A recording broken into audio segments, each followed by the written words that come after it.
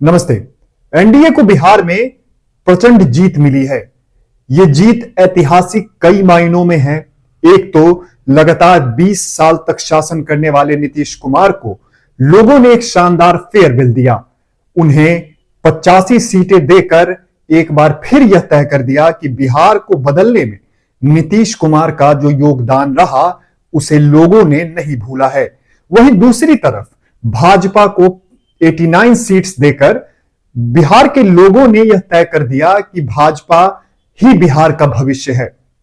Bhajpa NDA की जो ये जीत है, ये प्रचंड जीत है, इसके पीछे क्या क्या कारण है, इसके बारे में हम इस वीडियो में चर्चा करेंगे। साथ ही हम ये भी चर्चा करेंगे कि क्या सच में वोट चोरी हुई है या फिर जो एसआईआर हुआ वो क्या सरकार के ओर से एक साजिश थी, जैसा कि विपक्षी दल आरोप लगा रहे हैं। हालांकि राहुल गांधी की अब पूरी राजनीति जातीय से शिफ्ट होकर अब एसआईआर और वोट चोरी पर ही सीमित हो गई है, क्योंकि अगर आप पिछले 11 सालों की राहुल गांधी की राजनीति को देखेंगे तो वो हर 5 साल, 3 साल, 4 साल पे अपने मुद्दे को बदलते आए हैं।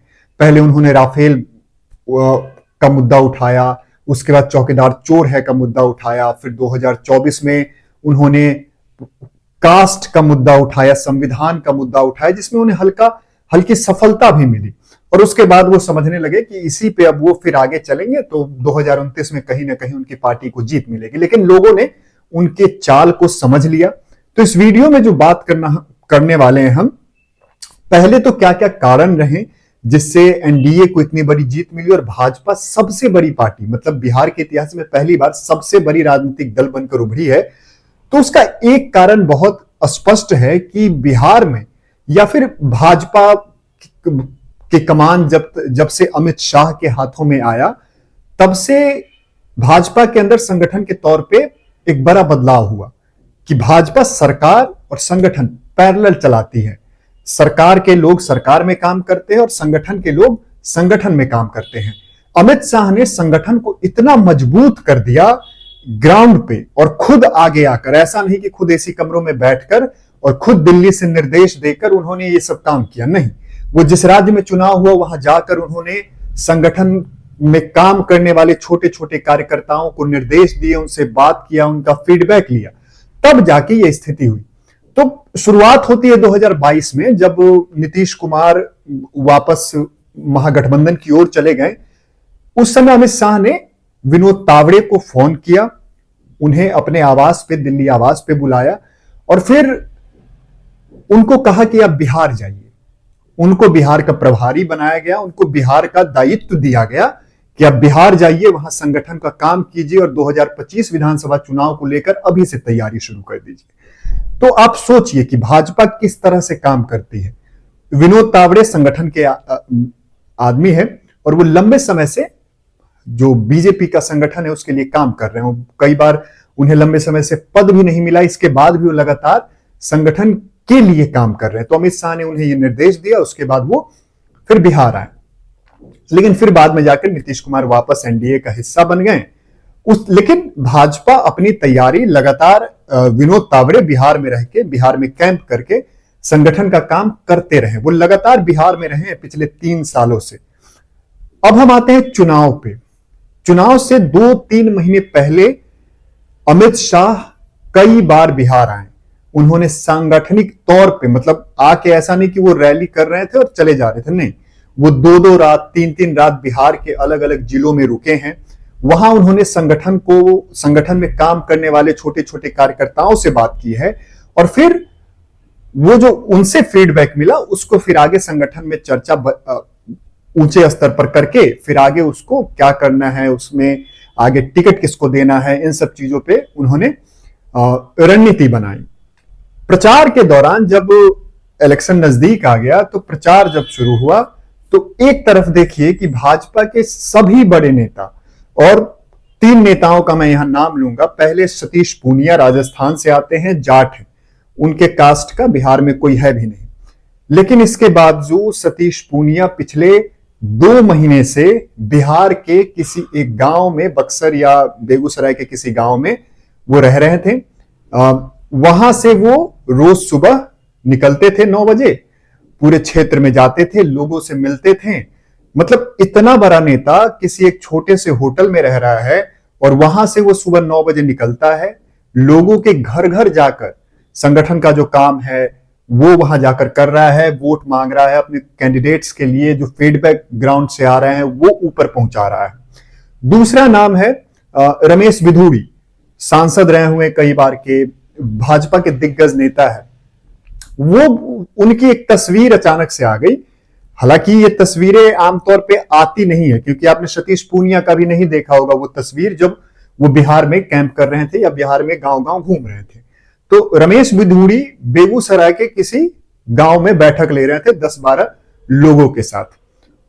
और रमेश बिधूड़ी लगातार पिछले 2-2.5 महीने से बिहार के 2-3 जिलों में उन्हें रखा गया था, खासकर बेगूसराय के एरिया में, वो बेगूसराय में लगातार घूम रहे थे। उसके बाद एक बड़ी एक इंटरेस्टिंग स्टोरी आई है देवेंद्र फडणवीस की। देवेंद्र फडणवीस पहुंचे बिहार। अब क्योंकि बिहार में चुनाव प्रचार के दौरान आपको याद होगा कि लगातार बारिश हो रही थी 2-3 दिन, जिसके कारण हेलीकॉप्टर उड़ नहीं पा रहा था। अब उन्हें सभा करना था मुजफ्फरपुर साइड किसी विधानसभा में, तो वो गाड़ी से 4 व्हीलर से मुजफ्फरपुर के किसी जिस एरिया में उनको सभा करना था वहां जाते हैं, वहां सभा करते हैं, वहां वापस आते हैं। मतलब उनमें वो नहीं था कि जब तक हेलीकॉप्टर नहीं आएगा तब तक हम सभा करने नहीं जाएंगे। समझिए इतने बड़े नेता हैं, मुख्यमंत्री हैं महाराष्ट्र जैसे बड़े प्रदेश के, लेकिन उनके अंदर वो चीज नहीं था। जो संगठन से आदेश मिला उन्होंने उसे आदेश मानकर वो चीज करा। वो गए, सभा किए, वापस आए, अपने होटल में रहे, फिर वापस महाराष्ट्र लौट गए। तो भाजपा जो इतनी प्रचंड जीत जीती है उसके पीछे ये कारण है। और दूसरी तरफ अगर आप कांग्रेस को देखेंगे तो अगर मतलब कोई ये बता नहीं सकता है कि राहुल गांधी कितनी रैली करने बिहार आए। एक तस्वीर छोड़ दीजिए कि बेगूसराय में जब वो तालाब में कूद गए मछली पकड़ने के लिए, अब उनको लगा कि अरे यही कर लेंगे और इसके बाद फिर सरकार बना लेंगे। लेकिन बिहार में राजनीति करना बड़े बड़े जो दिग्गज हैं उनके बस की बात नहीं। 2015 में भाजपा ने अंडर एस्टिमेट किया था और उसका परिणाम वो भुगते, लेकिन 2025 में उन्होंने अपनी पूरी मशीनरी को, जो संगठन है पूरी, उनको झोंक दिया। तेजस्वी यादव लगातार 174-75 रैलियां उन्होंने की, इसमें कोई गुरेज नहीं है। लेकिन उनकी रैलियों में आने वाले लोग कैसे थे और क्या उनकी रैली में एक भी महिला या लड़की दिखती थी, ये एक सवाल अपने आप से पूछिए। और जो वोट चोरी का इल्जाम लगाते हैं, क्योंकि कई लोग ये सवाल उठा रहे हैं कि राजद को अधिक वोट मिला और भाजपा को कम मिला, फिर भी भाजपा को सीटें ज्यादा आई और राजद 35 पे सिमट गई, 25 पे सिमट गई। तो इसका, क्योंकि इसमें कोई रॉकेट साइंस नहीं है, राजद करीब 150 से अधिक सीटों पर चुनाव लड़ी तो वोट परसेंटेज उसका 1-1.5% अधिक आएगा ही। वहीं अगर आप भाजपा को देखें तो वो 101 सीटों पे चुनाव लड़ी और 89 सीट जीती, करीबन 90% उनका स्ट्राइक रेट रहा, तो 1-1.5% वोट कम आएगा ही। तो इसमें कोई बहुत बड़ा रॉकेट साइंस नहीं है कि जो एक सोशल मीडिया पर भी माहौल बनाने की बात चल रही थी, बात हो रही थी कि जब राजद को अधिक परसेंटेज वोट मिला, 1,11,00,000 करीब वोट मिला और भाजपा को 1 करोड़ समथिंग वोट मिला, फिर भी भाजपा को 89 सीट आया और राजद 35 पे निपट गए। तो पहले तो ये बात है कि राजद के लोग जो हैं, जो कैडर है उसका, एक तो वो अनपढ़ों से भरा है, जाहिलों से भरा है। मतलब वो पढ़े लिखे जाहिल हैं और झूठ बोलने में तो उनका कोई तुलना नहीं है। और इसका ना रिजल्ट जो है वो बिहार के लोगों ने दे दिया है। बिहार के लोगों ने यह स्पष्ट कर दिया कि उन्हें कौन चाहिए। उन्होंने नीतीश कुमार को फेयरवेल दिया और भविष्य के लिए भाजपा को यह संकेत दिया कि बिहार के भविष्य की राजनीति भाजपा के हाथों में जाएगी, और ये होते दिख भी रहा है। तो कुल मिलाकर जो वोट चोरी पर जो आरोप लगाते हैं, जो कहते हैं कि एक इंसान 2-2 जगह वोट दे रहा है, हालांकि ऐसा था नहीं।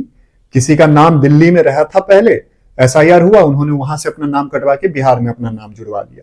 कन्हैया कुमार ने भी पहले दिल्ली में वोट दिया जब वो लोकसभा चुनाव लड़े थे, और फिर बाद में जाके वो बेगूसराय में उन्होंने दिया।